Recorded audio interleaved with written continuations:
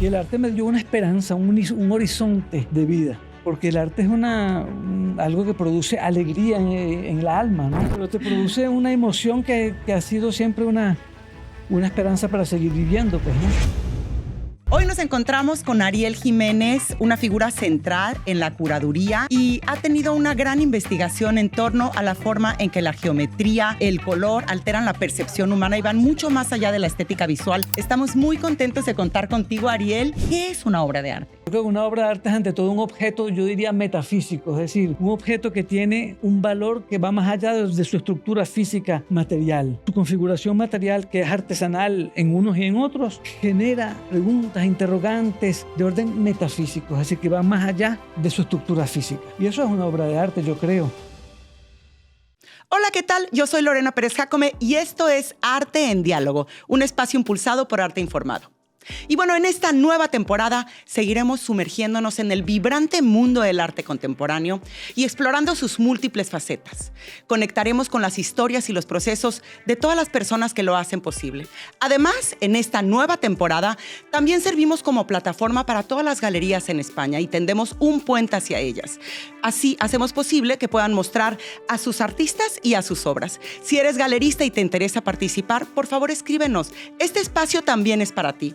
Si disfrutas de este espacio, por favor suscríbete, dale like, compártelo y ayúdanos a seguir creciendo en esta comunidad.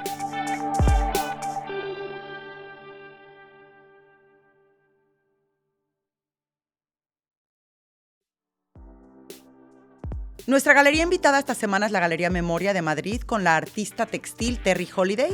Y bueno, toda la información de la galería o del artista la puedes encontrar en la descripción del episodio.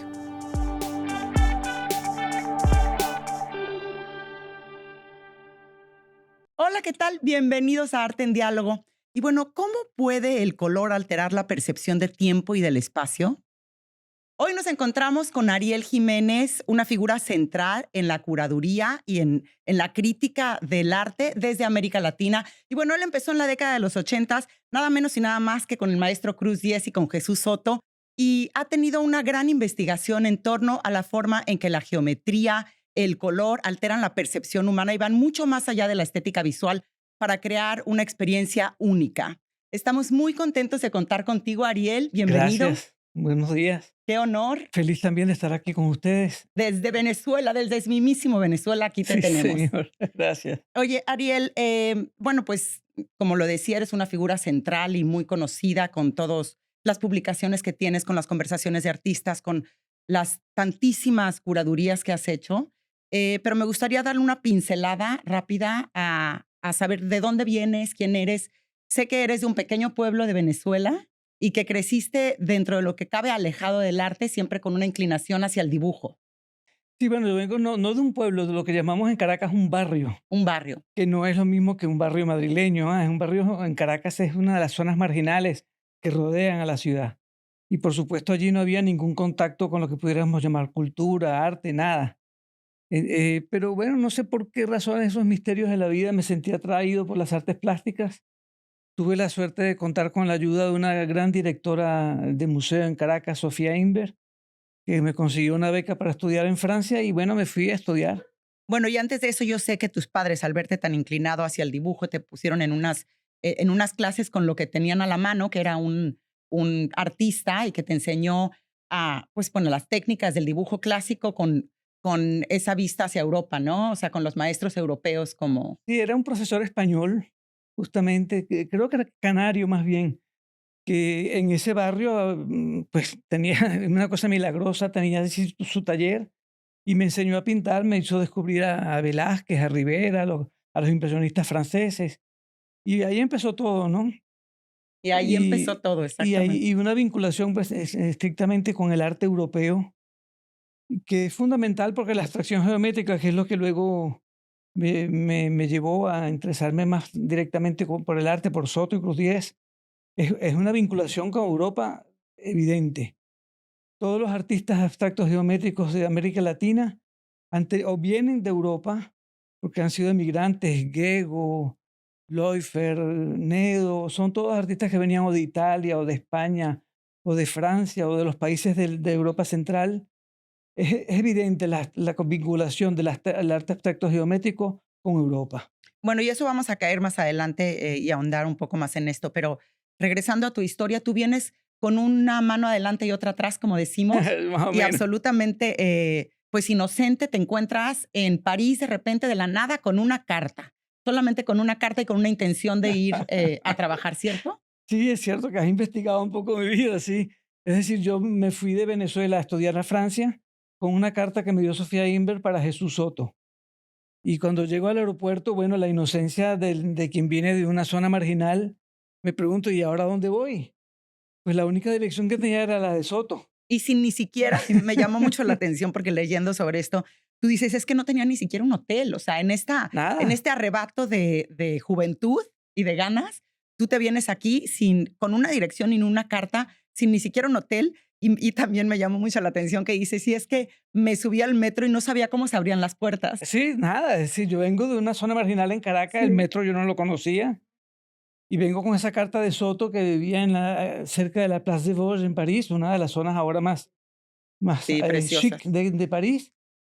Y me le aparezco al pobre Soto a un domingo a las 9 de la Tú mañana, de ¿te 18 imaginas? años, Yo 19. 19 años. Y Soto, por supuesto, cogió una calentera inmensa. ¿Quién es este joven que viene a mi casa un domingo a las 9 de la mañana? ¿No? Eso es algo insólito. Pero yo no tenía idea de nada. Entonces, Tú, la hija de Soto, una chica de mi edad, me llevó a un hotel y ahí me dejaron. y entonces yo sé que te lleva al hotel y entonces te dice, vente a mi taller y ahí empiezan una relación en Sí, donde esa noche había una fiesta con un grupo musical tradicional venezolano y fue Cruz 10.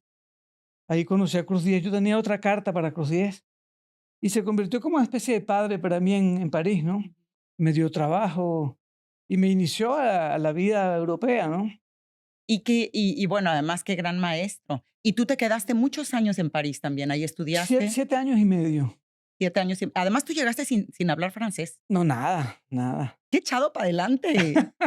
Inocencia, Inocencia. inocencia e ignorancia. Y bueno, tú dices que de Cruz 10 aprendiste sobre todo la disciplina, La ¿cierto? disciplina efectivamente es un hombre, era un hombre muy disciplinado, de una gran capacidad de trabajo. Venía de una zona de Caracas muy cercana a la donde yo vivía, La Pastora, y hubo una comunicación directa. Había 30 años o 40 años de diferencia entre nosotros, pero digamos que hubo un contacto muy, muy directo, ¿no? La pasión que yo tenía por el arte la tuvo él de muchacho, la inocencia quizás también, el hecho de venir de una zona rural marginal de Caracas. Eso nos unió muy, muy directamente, Bueno, y ¿no? seguramente vio en ti esas ganas de trabajar, esa inteligencia, esa pasión para tenerte como alumno, ¿no? O Sí, asistente. como Una cosa que asistente. lo motivó mucho a él es que él decía, yo era muy caraqueño en ese sentido. Trabajaba en lo que fuera, si había que barrer, barría, si había que pintar, pintaba, si había que restaurar una obra, la restauraba. Lo que hubiera que hacer en el taller, yo lo podía hacer. Esas ganas y esa hambre de aprender, Es sencillamente, ¿no? Y bueno, y estar con Cruz 10 era ya para mí una fascinación. por supuesto. ¿Qué aprendiste de él, además de la Bueno, disciplina? varias técnicas, la fotografía me la enseñó él, la técnica de la serigrafía. Y te digo, sobre todo la disciplina. Yo recuerdo que una de las primeras experiencias fue la de íbamos a hacer una mesa. Y yo dije, bueno, ya agarré el serrucho y el martillo. Y Ariel, primero hay que hacer un plano. Ujú, sí, lo ¿Qué leí quieres eso. hacer? ¿Cómo lo vas a hacer? ¿Qué medidas tienes? ¿A dónde lo vas a colocar? Y eso fue una primera, de verdad, enseñanza enorme. Hay que planificar lo que se quiere hacer para saber qué herramientas vas a emplear, qué materiales, en fin, algo muy elemental. Pero para alguien que venía como yo de una zona marginal, pues, fue una enseñanza maravillosa, ¿no? Programar lo que vas a hacer, pensarlo. Y entonces, durante tu paso por París, además de estar vinculado y aprendiendo y trabajando a su lado como asistente, tú también te pones a estudiar arte. Si me puse a estudiar arte, la hija de Soto estudiaba arte en París, en la Sorbona, en París uno, y me dijo, ven, ven, me inscribí con ella a estudiar arte allí. Sin hablar francés. Sí, en hablar francés. Entre los dos hablábamos en español y Me encanta. fue una experiencia hermosísima. Yo pasé 7 años y medio en París de felicidad absoluta. A veces sin tener con qué comer, pero de felicidad absoluta. París tiene también esa maravilla de que hay museos tan extraordinarios. No solamente el Louvre, hay una infinidad de pequeños museos, Bordel, el Braudel es un artista, ¿no? Tantos museos que era una fascinación. Cierto. Y yo iba a dibujar a los museos y al final me dejaban entrar gratis porque iba todos los días a dibujar. Al Museo Braudel fue uno de esos museos donde me dejaban al final entrar gratis porque yo iba todos los días a dibujar. Pues sí, aparte, sobre todo en esa etapa de la juventud en donde la pasión y las ganas, siempre ganan a la razón, ¿no? Al decir, bueno, no voy a poder porque no hablo francés, no voy a poder porque no conozco, aquí es todo lo puedo. La verdad es que si yo me hubiera preguntado en qué iba a trabajar viniendo de donde venía, estudiando arte, pues la más seguro es que pasara hambre. Oye, ¿y qué pasa, entonces? Tú regresas, tú ahí, te planteas ser artista, ese era tu camino en un Ese era mi principio. primer camino, sí. Luego me fui entusiasmando por la historia del arte, y me dediqué a estudiar historia del arte en la universidad y eso fue una pasión nueva, ¿no?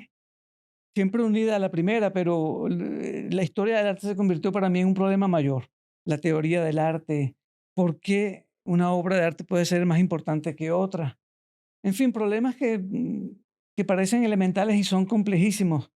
Necesitas una vida entera para darle respuestas a esas preguntas. Y entonces dejaste de lado la creación. Sí, siempre he practicado la fotografía y hasta el 81, 82 hice pequeñas obras, pero fue la historia del arte lo que me apasionó más después, ¿no?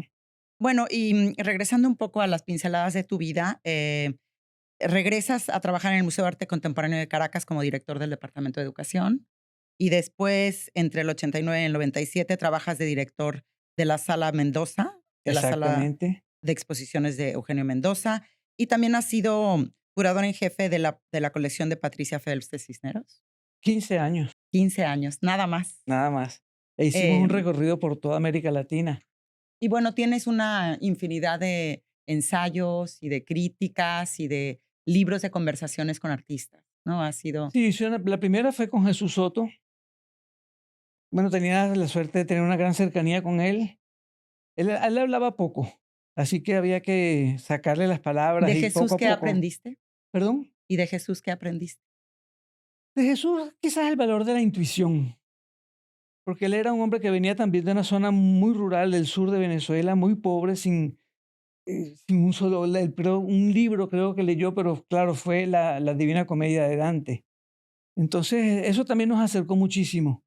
Y él era un hombre profundamente intuitivo, menos lector que Cruz Diez, menos instruido que Cruz Diez, pero de una intuición realmente asombrosa. Haber leído a Dante en Ciudad Bolívar sobre un árbol a los 12 años y haber intuido allí eh, eh, elementos fundamentales para su obra, eso es algo que Cuando pocas te personas refieres, pueden hacer, ¿no? que es muy intuitivo, ¿a qué te refieres? O sea, ¿cómo Bueno, de lo cómo se hecho, trans fíjate, él leyó en Dante, lee a Dante y allí descubre que Dante describe a Dios como luz sobre luz. Y cuando él oye mucho más tarde hablar de Malevich, de un cuadrado que era un cuadrado blanco sobre un fondo blanco, inmediatamente hizo un lazo. Era la forma más perfecta para él de atrapar la luz, un cuadrado blanco sobre otro. Y eso es lo que lo guía hacia la abstracción geométrica y lo que en cierta forma le abre la puerta para la obra geométrica que hizo y cinética que hizo. claro, Eso son intuiciones fantásticas, porque él a Malevich no lo vio sino 20 años más tarde. claro, intuiciones, ¿te refieres eso, a poner 2 ideas que no tienen aparentemente nada de relación Nada que ver y una con la ponerlas otra. juntas en una Y obra? para entender una obra que es hoy, todavía hoy, una de las más enigmáticas del arte moderno, ¿no? Cuando tú le enseñas a una persona normal un cuadrado blanco sobre otro blanco y entender que eso puede ser una gran obra de arte es algo muy difícil. Cuando mi hijo me pregunta, ¿pero y qué tiene esa obra? Yo no veo sino un cuadrado sobre otro. Y es una de las obras mayores del arte moderno occidental. Es eso, es la intuición lo que le llevó a Soto a comprender que eso era una gran obra y no sencillamente un cuadrado sobre otro que lo puede hacer hoy cualquiera. Tienes razón, y quisiera ahorita que cayéramos en la abstracción geométrica y en el arte cinético, pero estabas hablando de que tu primer libro fue de Jesús Soto. Sí, la primera entrevista que hice fue con Jesús Soto, porque era un artista que en ese momento me intrigaba y me fascinaba poderosamente, ¿no? Toda obra de Soto para mí era un enigma que tenía que tratar de comprender. Y eso me llevó a hacerle esas entrevistas que te digo, tardé varios años porque él hablaba muy poco, tomaba un poquito, yo no tomaba nada, así que sacarle una frase completa podía tomar un buen tiempo. Y un buen tiempo y un buen whisky o lo que fuera. Sí, media botella para él, un solo whisky para mí, pero era complejo, pues construir con esas frases aisladas toda una conversación de un libro completo me tomó unos 5 años. Además, yo vivía en Caracas, él estaba en París. Entonces había que esperar que regresara de París para sacarle 2 frases más y hilarlas con las anteriores. Fue un trabajo lento y complejo, pero se convirtió en un documento único para comprender la obra de Soto, ¿no? Por supuesto. Bueno, y hablábamos de que tu primera mirada hacia el arte fue a los maestros europeos, a los grandes maestros Sí, europeos. particularmente al impresionismo. ¿Y cómo es que eso, que además al final me parece que el impresionismo y el puntillismo, todos, pues siempre los grandes artistas han hablado del color, ¿no? O sea, desde los filósofos científicos, pero los artistas hablan desde otro lado. Pero ¿cómo fue, y ahorita regresaremos al color, cómo fue que de ahí tú te interesas por la abstracción geométrica? Bueno, fíjate, ahí yo creo que la abstracción geométrica es un arte primero de la era industrial. Eso es evidente. Y yo soy una criatura de Un la era producto de industrial la también, ¿verdad? De manera que hay en la abstracción geométrica problemas que tienen que ver con el concepto que nos hacemos hoy del universo. Y que no es un universo de cuerpos materiales, sino de fuerzas electromagnéticas. Y eso pues te lleva a preocuparte por la ciencia de tu tiempo, por los problemas fundamentales de la ciencia de tu tiempo. ¿Qué es el universo hoy para nosotros? Es algo muy diferente de lo que era para un artista o para un intelectual de mediados del siglo XIX, donde todavía se concebía el universo como un universo de cuerpos en el espacio, cuerpos materiales en el espacio. Y pasar de allí a entender el universo como un cuerpos, pero cuerpos, ¿cómo podríamos decir? Cuyo corazón es electromagnético, un cambio fundamental. Y eso pues me llevó a estudiar por lo menos a leer los textos de divulgación científica de los grandes científicos, Einstein, Max Planck, Luis de Broglie, Heisenberg, tantos, y te llevan a una concepción radicalmente distinta del universo. Y el color tiene que ver con eso. Desde finales de la Edad Media hasta el siglo XIX se empieza a darle al color poco a poco una importancia mayor. ¿Por qué? Porque justamente el color es algo que no tiene que ver con el cuerpo, sino con la luz. No tiene que ver con la materia, sino con la luz. Y eso va de par con la concepción de un universo habitado no por cuerpos materiales, sino por ondas electromagnéticas, por fuerzas que son invisibles. Pero ese universo del que hablas y que estamos de acuerdo, ¿cómo se transmite en la abstracción geométrica? ¿Cuál es la relación con la abstracción Bueno, geométrica? muchísimos artistas le dan al color una prioridad por encima del dibujo. Ujú. Hay, desde finales del siglo de la Edad Media hasta el presente hay una gran polémica entre los pintores que le daban la prioridad al dibujo y aquellos que encontraban que el color era prioritario. Los que le daban la prioridad al dibujo eran aquellos que seguían concibiendo que el universo era un mundo de cuerpos materiales en el espacio. Los que se interesaban por el color empezaron a entender que el universo era más complejo, que en el interior de la materia había fuerzas ocultas, invisibles, el electromagnetismo, que el color expresaba mejor que el dibujo. Y eso es un problema a la vez plástico, técnico y a la vez filosófico, Totalmente. y que es fascinante. Fascinante. Aquí tengo una cita tuya maravillosa del color. El color en su plena autonomía se convierte en una experiencia sensorial única, capaz de transformar no solo lo que vemos, sino también cómo lo sentimos. Exactamente, porque cuando uno entiende que el mundo material que conocemos acá, todo lo que nos rodea, es en su esencia primero electromagnético, tu visión del mundo se transforma por completo. Y los artistas han entendido que el color es la herramienta más idónea para expresar ese mundo habitado por fuerzas electromagnéticas y el dibujo, mientras el dibujo expresaba mejor un mundo material de cuerpos en el espacio. Entonces hay artistas, infinidad de artistas como Albers, por ejemplo, que pudo dedicarle, no sé, 30 años de su vida a estudiar el color. El color. Y era simplemente un homenaje al cuadrado un cuadrado sobre otro cuadrado con colores distintos. Que se podría decir que él es un precursor del arte cinético. En cierta forma, sí, porque él le daba prioridad a las relaciones y a las relaciones cromáticas entre un color y otro, y a esas fuerzas electromagnéticas que gobiernan el mundo antes que al dibujo, antes que a la materia como tal. Eso es Cruz Diez, eso es Soto, eso es el Borskelly, eso son una multitud de artistas de la abstracción geométrica que han visto en el color una herramienta fundamental para pensar el mundo tal y como la ciencia de nuestro tiempo nos ha enseñado a verla. Te digo, Claro. un universo que no es de cuerpos materiales, sino de fuerzas electromagnéticas. Claro, y estábamos hablando justamente de que el color, pues, el estudio del color y la filosofía del color, lleva muchos años, siglos. Bueno, desde el impresionismo, por lo menos, que le dieron prioridad al color hasta Carlos Cruz Diez, ha sido una de las herramientas fundamentales de los artistas y en particular de los artistas abstractos geométricos, ¿no? Pero ni siquiera solamente de los artistas. También tengo aquí una cita, por ejemplo, de Goethe, que dice: "El color es la forma más pura de la luz y tiene un efecto inmediato sobre el alma humana".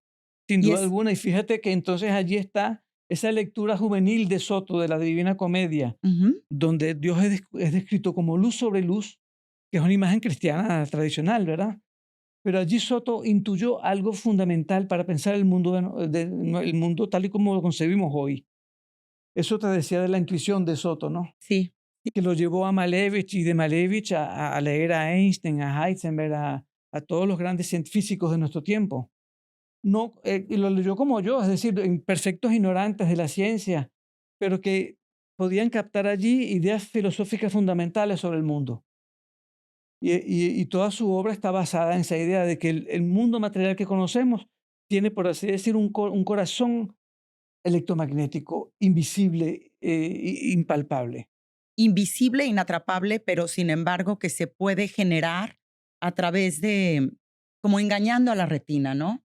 Un poco porque el color no solamente es el color que se plasma, y yo creo que desde antes hablamos de los impresionistas, estos, pues, era la unión de 2 colores y cómo eso hace un efecto, una trampa en el ojo para que lo percibamos de otra forma, que es un poco el arte cinético. Bueno, el arte, Soto en particular es eso, es generar efectos ópticos, no Ujú. por los efectos en sí, sino porque esos efectos pueden ayudarnos a pensar el mundo como un mundo habitado por fuerzas electromagnéticas invisibles y no como cuerpos materiales en el espacio. Cuando Soto hace que una varilla metálica se parta ópticamente y se deshaga en puntos de luz, lo que nos está diciendo es eso, la materia es ante todo energía. Y bueno, la bomba atómica lo demostró de una manera trágica, pero eficacísima, ¿no? Tú has hablado mucho del término la autonomía del color. ¿Qué es esto? Bueno, se habla de autonomía con respecto al dibujo. ¿Ok? Es decir, que el color no es solamente un agregado que viene a animar el dibujo, la forma. Se hablaba del color como un maquillaje que venía a animar el rostro de una mujer hermosa. Ellos pensaron que no, que el color podía ser un elemento autónomo del dibujo y que podía ayudarnos a pensar el mundo de otra manera, pero con esa autonomía ante el dibujo. Ok. Eso en Pero esos cuando se, términos. se dice hay que liberar al color. Ese es el objetivo de Carlos Cruz Díaz cuando él dice, el color siempre, tú colocas una mancha de color en el espacio y eso genera una forma. No hay manera de que el color no genere una forma. Y Cruz Díaz se planteó trabajar el color como un elemento autónomo, autónomo de la forma. ¿Cómo hacer para que el color pudiera verse como luz y no como una forma en el espacio? Entiendo. Él lo hizo trabajando con líneas muy finas que generaban en su juxtaposición una forma, pero una forma virtual, un cuadrado que era solo el producto de una sucesión de líneas de color en el espacio. Y eso generaba gamas cromáticas que parecían flotar en el espacio, Que eso es lo que cambia la percepción que tenemos del espacio, justamente. del espacio y de la forma, ¿no? Sí. Y que nos lleva a pensar el mundo como un mundo no habitado solamente por formas y cuerpos materiales en el espacio. Que eso es a lo que te refieres cuando se va como un plano mucho más filosófico, ontológico, ¿no? Claro, porque viene, te digo, desde Aristóteles, por ejemplo, Ujú. 3 o 4 siglos antes de Cristo, se piensa el mundo como un mundo habitado por materia en el espacio, formas materiales en el espacio. Y es lo que lleva a que durante siglos, milenios incluso, se le dé al dibujo una prioridad sobre el color. Todavía en el siglo XIX, Ingres es un artista que pensaba que el dibujo era la herramienta fundamental de la pintura y que primero había que hacer un dibujo bien hecho antes de colorearlo. E Ingres decía, si no puedes hacer el color real, oriéntate más bien hacia el gris. Pero el color es algo que desvirtúa la forma. Leonardo decía, bueno, tú quieres ver la forma correcta de un objeto, toma una regla, mídelo. Eso te va a dar su medida exacta, su tamaño, su forma de relación con otros objetos. El color es algo que tiende a desvirtuar la forma. Si Leonardo recomendaba, si tú tomas una barra de madera y la pintas de colores diversos, a cierta distancia vas a verlo como si tuviera anchuras diferentes, porque un color amarillo, por ejemplo, brilla y hace que la forma se vea más ancha. Si es un color negro, lo vas a ver como más estrecho. Entonces, para ellos había un problema filosófico allí, porque el color desvirtúa la verdad de los objetos. Y la Desvirtuar. verdad era ante todo geométrica, y eso la geometría lo expresa mejor el dibujo. Por lo tanto, para Leonardo, el dibujo era la herramienta más idónea para el artista que quería expresar la verdad del mundo. Y el color, un elemento peligroso, ambiguo, que había que dejar de lado, en todo caso, controlar al máximo, porque no hablaba de la verdad del mundo, que era ante todo material. Y los impresionistas están entre los primeros que ven que la verdad del mundo, o por lo menos otra verdad del mundo, estaba más cerca del color que del dibujo. Qué interesante. Y esto, por supuesto, además es otra, o sea, llegan el arte cinético, que entre otras cosas es cambiar la percepción y poder hacer ese cruce entre la tecnología y la ciencia Sí, y es la un, participación del espectador, que el arte sea, que se pueda mover, que el arte participe, ¿no? el cinetismo es un arte de la era industrial, no hay duda alguna. Trabaja con materiales industriales, con estructuras repetitivas y seriales que tratan de eliminar cualquier error óptico que pueda aparecer, porque una mancha en la obra es un error que debe ser eliminado, porque creen en la industria, creen en la ciencia y en la tecnología moderna para organizar la vida humana de manera más eficaz que antes. Son artistas que creen en la ciencia, que creen en la noción de progreso y en la noción de progreso continuo, sin errores, sin fallas. Nosotros los venezolanos descubrimos que el error es posible.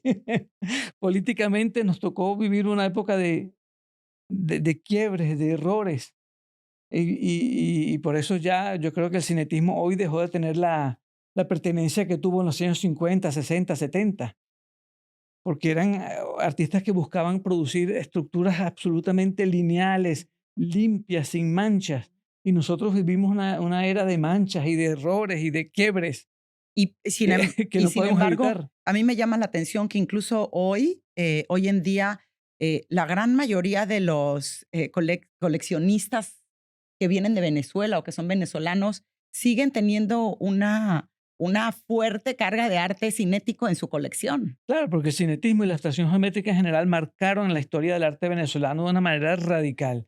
Desde el 50 hasta mediados de los 80, eso era, digamos, el eje central de las artes plásticas venezolanas, no hay duda alguna.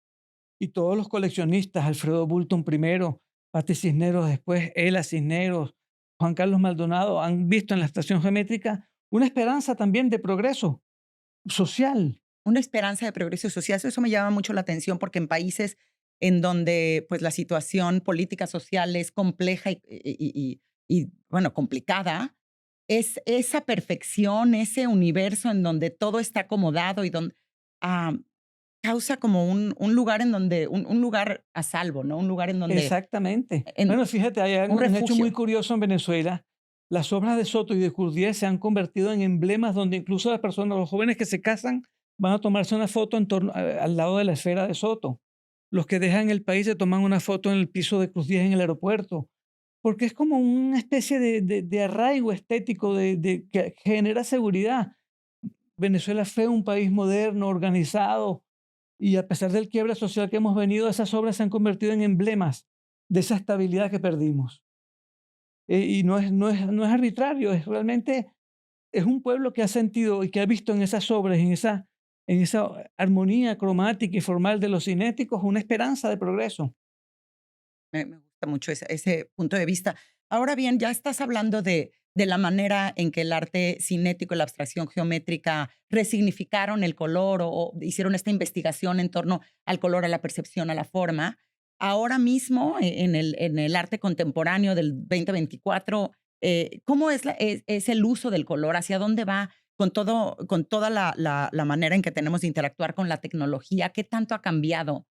Mucho, porque bueno, los jóvenes artistas y justamente por la cantidad de quiebres que hemos visto, no solamente en Venezuela, en el mundo entero, ¿verdad? El mundo hoy es un mundo frágil, complejo, que cambia constantemente, los poderes políticos se diluyen, se quiebran, hay guerras en todas partes.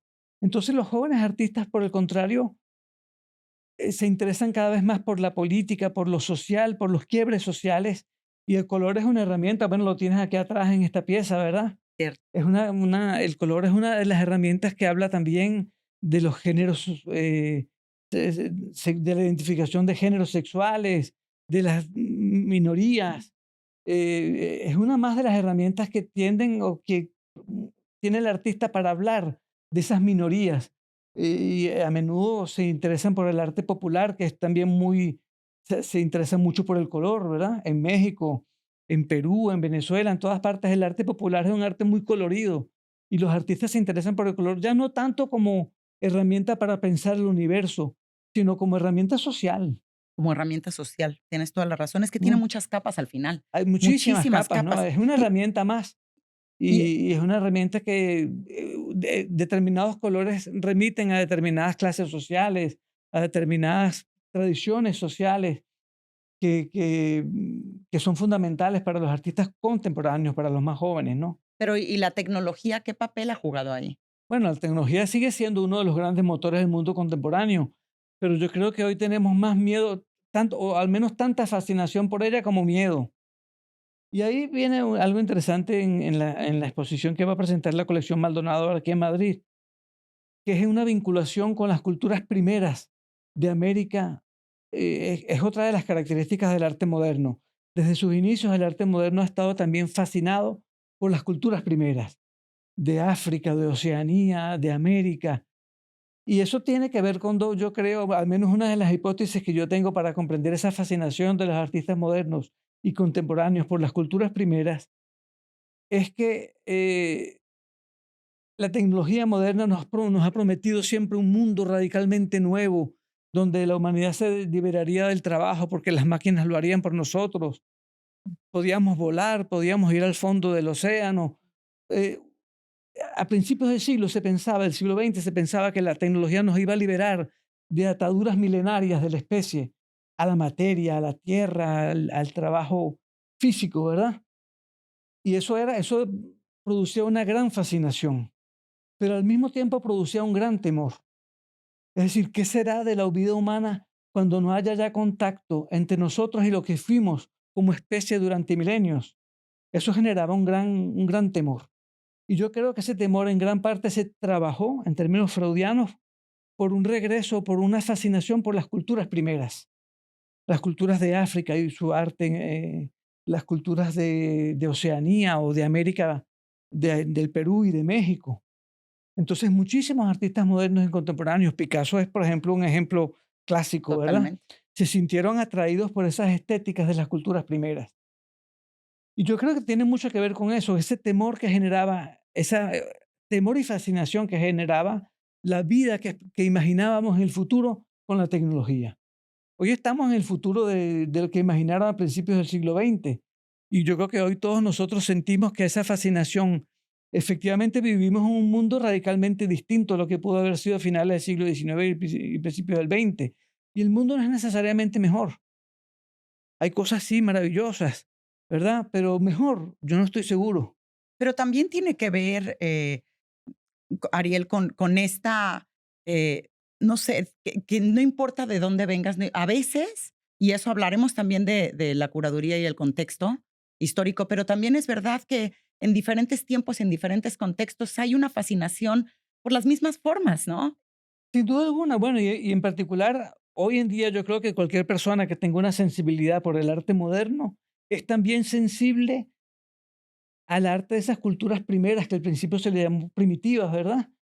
Es evidente que un tejido precolombino, inca o mexicano de hace 500, 800 años ejerce sobre nosotros una fascinación estética que es evidente, que es inevitable.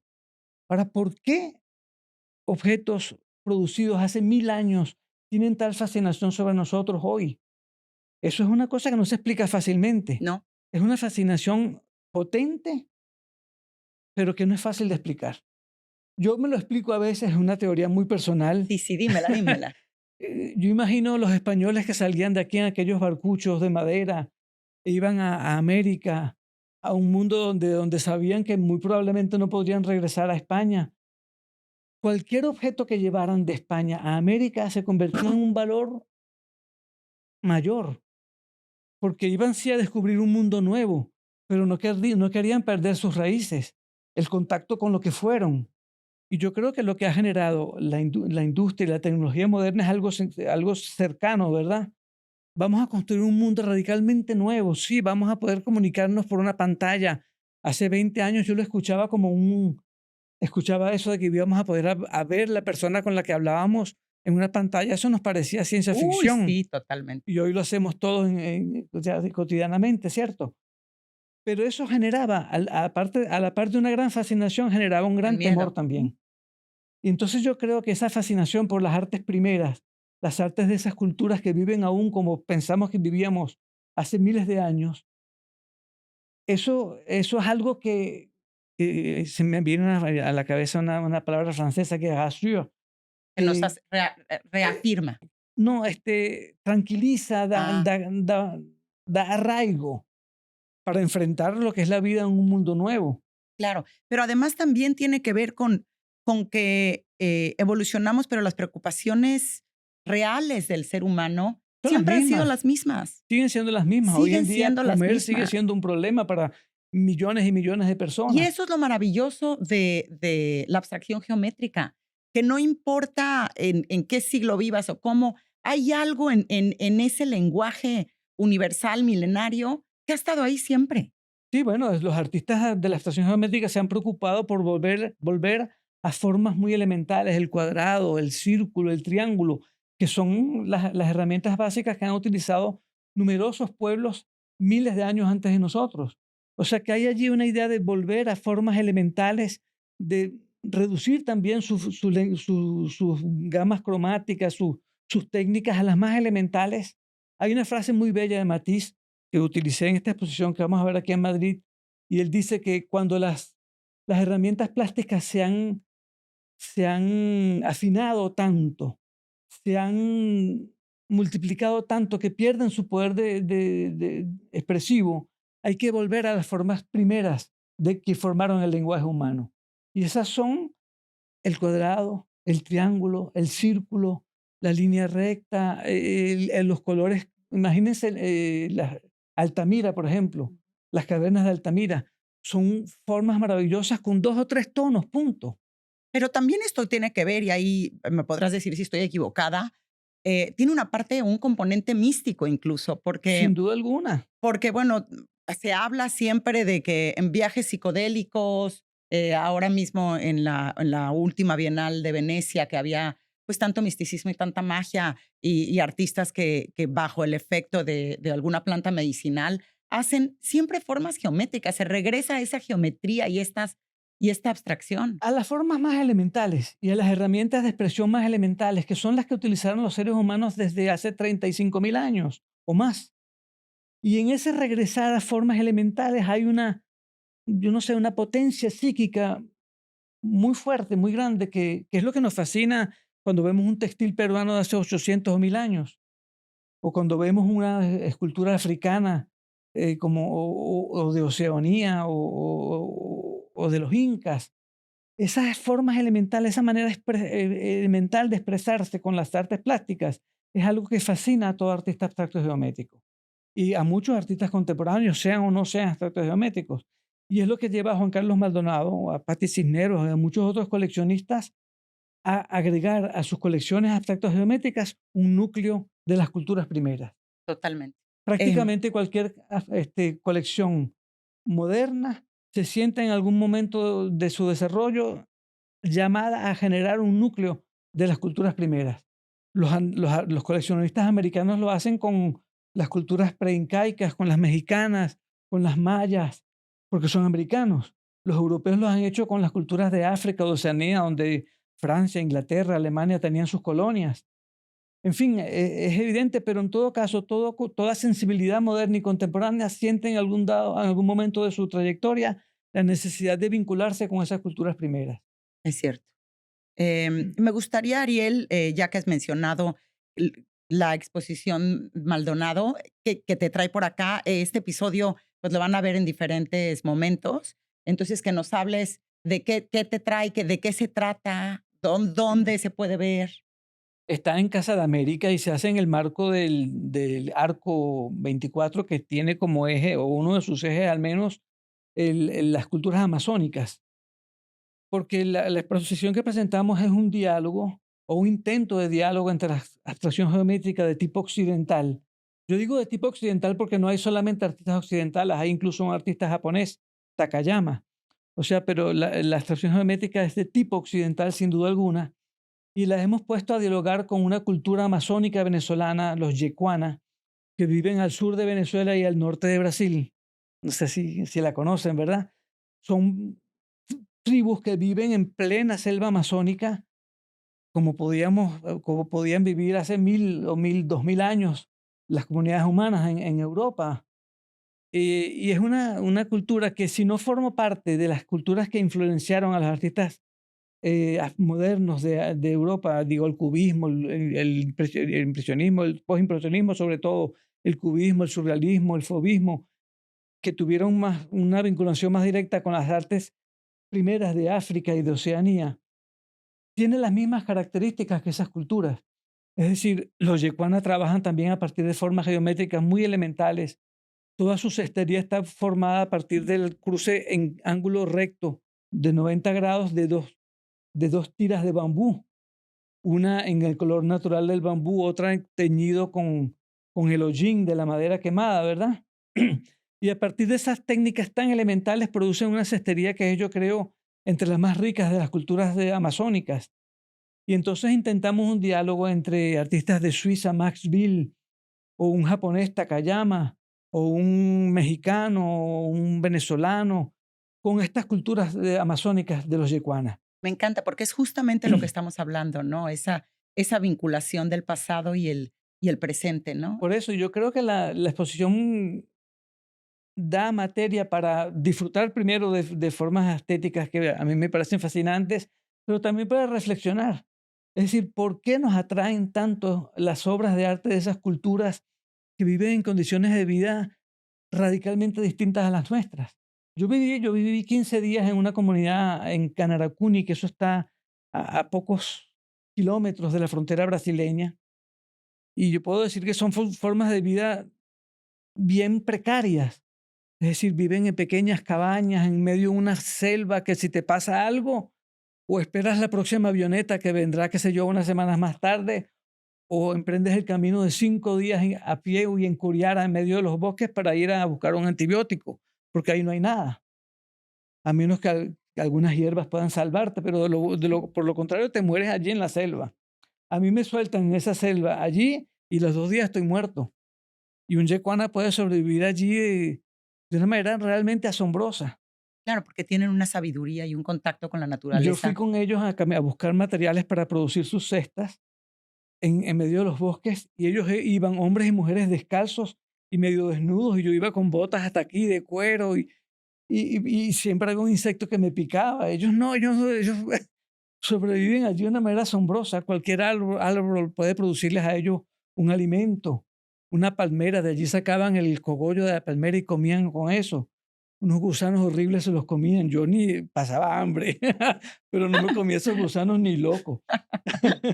Entonces hay formas de vida muy precarias que produce, sin embargo, una cestería que podrán ver aquí en la exposición de Casa de América, de una fineza realmente excepcional y sorprendente. ¿Cómo pueden producir objetos tan tan refinados viviendo en condiciones tan precarias y cómo esos objetos pueden tener sobre nosotros un impacto estético tan potente. Es algo que lleva a la reflexión Por y a supuesto. una reflexión interna, es decir, ¿por qué a mí me produce tal impacto un objeto yecuana, un objeto africano, un tejido peruano de hace 800 años? Eso es algo que nos lleva a la reflexión. ¿Cuál es el efecto psíquico de esos objetos sobre nosotros y por qué? Es algo que no se puede explicar tan fácilmente. Yo creo que habría que ser a la vez psicoanalista, psiquiatra, tal vez incluso, para entender por qué esos objetos tienen tal poder sobre nosotros, Bueno, pues viviendo en ciudades tan radicalmente distintas de lo que es la vida de una comunidad yecuana en la Amazonia venezolana o brasileña.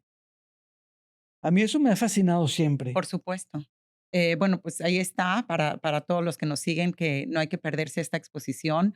Tuvimos ya en este espacio a Juan Carlos Maldonado, Ah, qué que es bueno. un hombre además con una muy riguroso en su criterio, en su coleccionar y bueno, un gran estudioso y bueno, y tú que ya sabemos con esta carrera tan brillante y que has tenido y de tanta investigación, la combinación debe ser fantástica y por supuesto que invitamos a todos. Me imagino que la entrada es gratuita y no Sí. sé hasta qué mes estará. Hasta Eh, marzo, 8 de marzo. hasta marzo, entonces ahí lo tienen. Pero bueno, regresando un poco a esta curaduría tuya, a mí me parece, hablábamos del color hace un rato, ¿no? Y de cómo si se genera, si juntas un amarillo con un azul, pues se genera otro color absolutamente diferente, ¿no? Y me parece que tú como curador eso es lo que haces. Se ha hablado mucho de tu curaduría porque mezclas dos visiones totalmente diferentes para entonces encontrar ese punto que no habíamos visto y para ver la obra con otra óptica, ¿no? Para generar con el contexto histórico, pero una visión única del... Bueno, es una exposición, yo creo, a mí en todo caso Pero me bueno, lleva hablo de tu también, curaduría en general, ¿eh? sí, sí, pero esta exposición en particular es una que nos lleva también a reflexionar lo que puede ser un verdadero diálogo entre dos culturas tan distintas. Cómo dialogar con alguien que no solamente no habla el mismo idioma, sino que tiene una concepción del mundo radicalmente distinta de la nuestra. Entonces hay que buscar puntos, aspectos, problemas en los cuales se pueda encontrar un acuerdo para dialogar, aceptando también que en otros puntos hay pues puntos de vista tan radicalmente distintos que sencillamente tenemos que aceptarlos. Son diferencias radicales y hay que aceptarlas como tal. Pero hay momentos en los que se puede dialogar en torno a determinadas intuiciones. Yo puse, por ejemplo, en la exposición hay un muro donde hay un Cruz 10, una obra que es hija directa de la industria moderna, está dialogando con una cesta yecuana. Y sin embargo, hay coincidencias que son radicalmente, son Sorprendentes. asombrosas. Es decir, hay cestas yecuanas que producen efectos ópticos muy cercanos a los de un Cruz 10. Entonces, podríamos decir, como algunas personas lo dicen, que ellos fueron cinéticos antes de los cinéticos. Pero sin embargo, No, ¿eso no se considera arte, las cestas? ¿O sí, sí? por supuesto, allí Ok, están presentadas allí como objetos de arte, perfecto. pero objetos de arte que tienen una particularidad y es que entre los yecuanas esos objetos de arte tienen también un uso cotidiano que no tienen entre nosotros. Entre nosotros las obras de arte están en museos o en iglesias, son en todo caso en espacios protegidos colocadas allí para ser admiradas, no tienen un uso. En cambio, los yecuanas comen en sus cestas, que son sus obras de arte. ¿Y por qué son obras de arte? Porque son obras que tienen además un valor simbólico, tal cual como lo tienen entre nosotros las obras de arte. Cuando nosotros vemos una pintura con una señora y con un niñito en el brazo, eso despierta en nosotros vinculaciones con todo el universo cristiano que son inmensas. Ellos también comiendo, cuando ven una ranita, esa ranita para ellos es o los remite a una historia que habla de una de las que fue esposa de Guanadi, su dios supremo, que para escaparse de no sé qué episodio se transformó en ranita. Pero entonces comiendo, ellos pueden hablar de una historia que puede ser el equivalente de lo que es la Virgen María con su niño en los brazos. Así, nosotros vemos un pescado y ese pescado puede ser a la vez un alimento, pero es también uno de los signos primitivos del cristianismo, ¿cierto? Y sucede estrictamente lo mismo en una cesta yecuana.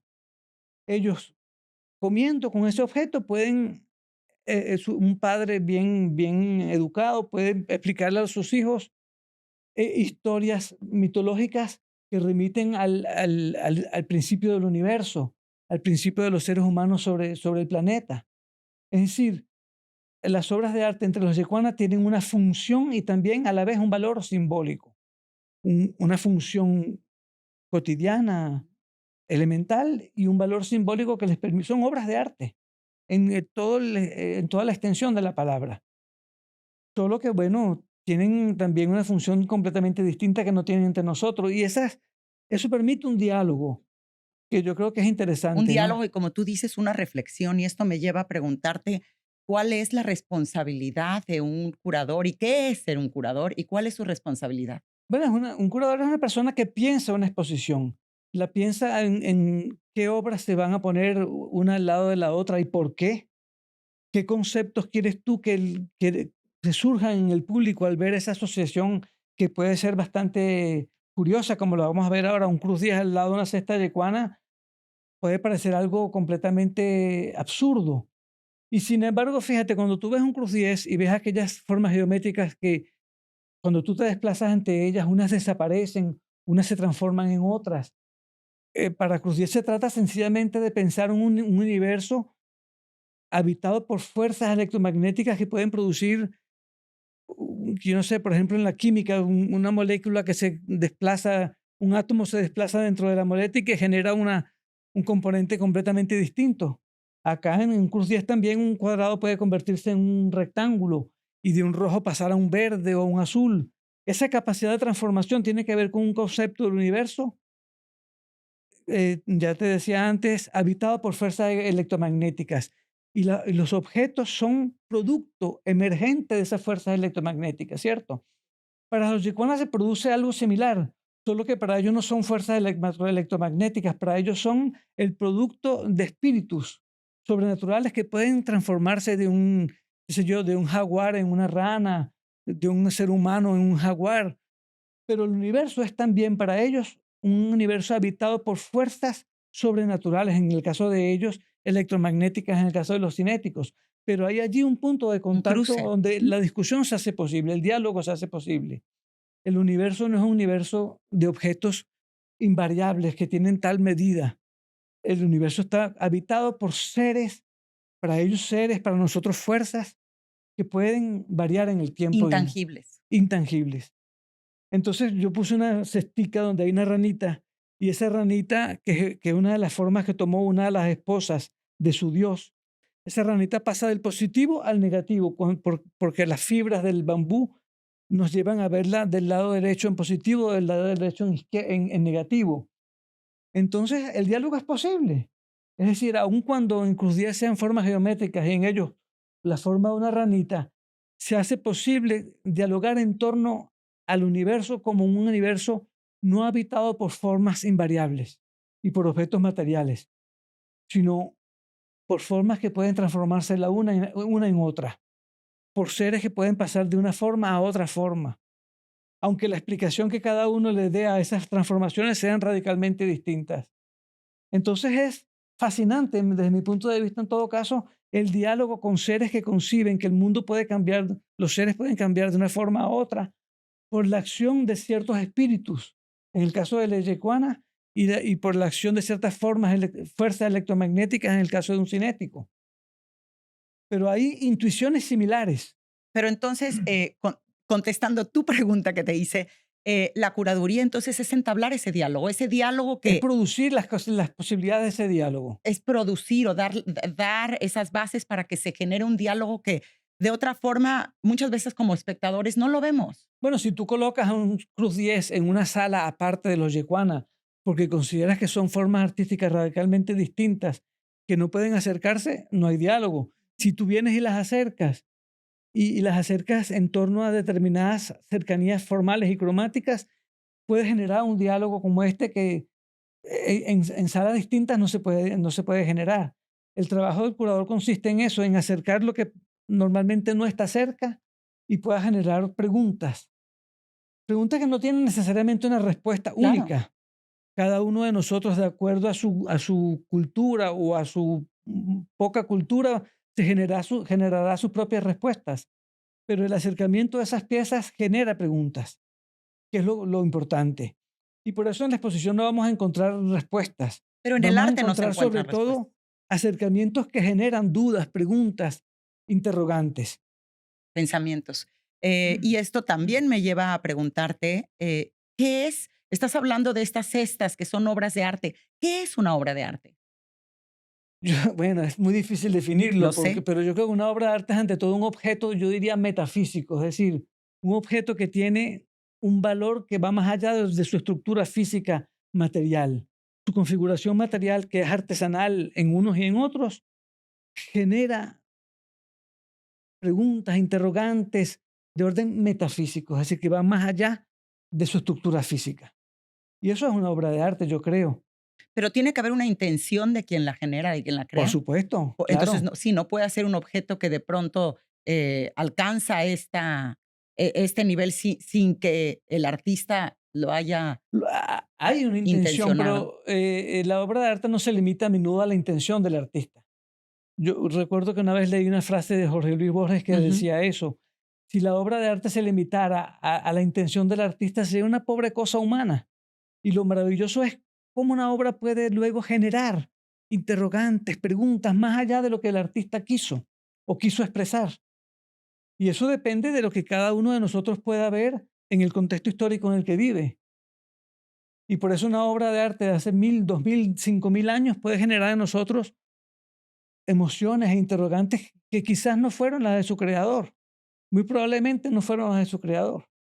Hoy nosotros vemos a un bisonte en Altamira y probablemente lo que sentimos es radicalmente distinto de lo que su creador pudo Sí, haber sí, la obra de imaginado. arte alcanza una dimensión más allá de la humana, ¿no? Y es por eso que tiene, o sea, sí está Más en allá otro de las nivel. intenciones humanas en todo Ajá, caso, más allá de pero las genera intenciones. una emoción o es capaz de generar una emoción más allá de lo que su autor pensó o imaginó. Y eso es una obra de arte, yo creo, ese objeto que es capaz de generar emoción, de generar interrogantes, dudas, incluso si no hay respuestas claras para ellas. Pero lo importante es eso, esa capacidad de producir una emoción más allá de lo que su autor pensó. Ay, Dios mío, me tienes muy elevada con esta plática y me encanta. Imagínate tú. Pero para aterrizarnos y solo porque el tiempo se nos está acabando, Ariel, tú has tenido la oportunidad de viajar por todo el mundo, viviste muchos años, como ya lo mencionamos, en París, has estado en Brasil, en fin. Sin embargo, has escogido siempre regresar a tu país, Venezuela. ¿Por qué? Bueno, porque la necesidad de arraigo es una cosa muy grande en los seres humanos, ¿no? Yo nací allí, allí están mis seres queridos, allí está el paisaje que vi cuando abrí los ojos por primera vez al mundo, y eso nos pasa a todos. Y esa necesidad de arraigo es muy potente, ¿no? ¿Qué se está generando artísticamente ahora ahí? ¿Cómo lo ves? Hay muchos jóvenes artistas, pero que tienen una gran preocupación ahorita política, sin duda alguna, porque la situación en política en Venezuela es Lo delicada y sabemos. compleja, ¿no? Y bueno, nada, allí están mis raíces, pero también las tengo en Europa. Yo soy nieto de españoles. Y venir a España me genera un gran placer, una gran emoción. Así que, no sé, volví allí porque soy de Porque allí. de ahí eres, Y claro. el El arraigo es una corazón cosa y el muy arraigo potente en llaman. nosotros los seres humanos, ¿no? Yo he visto a personas que vienen de zonas extremadamente marginales y para ellos volver allí es una necesidad, a pesar de que las condiciones en las que pueden vivir son terribles. Y ese arraigo del ser humano allí donde por primera vez abrió los ojos al mundo es una cosa muy potente. Lo es, porque mi corazón siempre está contento cuando estoy en México, Ah, entonces por cierto, ¿no? lo entiendo muy bien. Bueno, y para finalizar, 2 cosas. Una, tus proyectos, además de esta exposición que no nos vamos a perder, ¿estás trabajando en algún otro libro, en alguna otra No, exposición? si supieras que mis proyectos son hacerme agricultor, ¡Qué quizás bonito! en el sur de Francia o me hubiera gustado hacerlo en el llano venezolano, pero bueno, las circunstancias políticas me lo han impedido. Pero mi proyecto sería ese, hacerme agricultor. Qué bonito proyecto, que todos no, y además sabemos que no nos dio tiempo de hablarlo con detenimiento, pero sabemos que estás muy vinculado junto con tu mujer en proyectos educativos para... Sí, tenemos una escuela justamente en el llano venezolano, Sí, muy cerca de la frontera con Colombia, y es una gran emoción poder ayudar a niños que no tienen nada. supuesto. Y cuando uno dice nada es Nada. nada. Ay, sí, a Es mí decir, que viven descalzos, que apenas pueden comer. En esa escuelita, mi esposa es la que lleva ese proyecto y en esa escuelita de los niñitos son unos 100 niños, comen todos los días, pueden tener zapatos, un uniforme, tienen sus útiles escolares y eso para ellos es algo grandioso. y para ti, por Y para supuesto. nosotros porque nos produce una gran alegría Sí, contabas poder ayudarlos, ¿no? una anécdota que me partió el corazón, que decías que les llevan regalos todas las Navidades, ¿no? Sí, y Cuéntalo. una vez un niño le dijo a mi esposa, ¿sabes? Es la primera vez que el niño Jesús se acuerda de mí. Ay, yo Es quiero algo llorar. que a mí me hace Esto llorar, yo te no lo lo y a juro. mí también me hace llorar, esas cosas soy, Sí, em, porque bueno, sus padres no tienen que pueden regalarle una banana, más nada. qué horror. Pero bueno, Sí. te quiero preguntar, ¿qué te ha dado el arte en tu vida? ¿Perdón? El arte, ¿qué te ha dado para finalizar? ¿Qué es lo que te ha Bueno, a mí regalado? me dio una esperanza de vida, es decir, como te digo, vengo de una zona muy cercana a esa escuelita, yo no tenía nada de nada tampoco, y el arte me dio una esperanza, un horizonte de vida. Y bueno, hasta hoy, sigue siendo el mismo, porque el arte es algo que produce alegría en el alma, ¿no? No te produce mucho dinero, pero pero te produce una emoción que ha sido siempre una esperanza para seguir viviendo, pues, ¿no? Totalmente. Ariel, te agradezco muchísimo tu tiempo, Gracias a tus ustedes por palabras, su tus invitación. enseñanzas. De verdad que me inspiraste y aprendí muchísimo en Gracias. ese. Bueno, y sobre No, todo vayan a ver la exposición de la colección por Maldonado, que supuesto que creo sí. que puede generarles una de esas pequeñas chispas que duran durante años. Ay, eso quiero. ¿Alguna cosa que no te haya preguntado? ¿Algún consejo para los artistas que te están viendo, para los coleccionistas? Bueno, para los coleccionistas, comprar lo que realmente los fascina, no lo que la moda le indica en un momento. Y para los artistas igual, pintar no lo que se vende, sino vender lo que pintan. Eso lo decía ya Picasso, ¿no? Vender lo que ellos sienten la necesidad de pintar, no lo que el mercado les dice que pueden vender. Sí, es cierto. Una vez más, seguir sus pasiones. Es la mejor guía para vivir, ¿no? Y espero que después de esta plática veamos el color, la geometría y el arte en sí de una forma diferente. Gracias de nuevo, Ariel, y Gracias a ustedes felicidades. por su invitación, de verdad.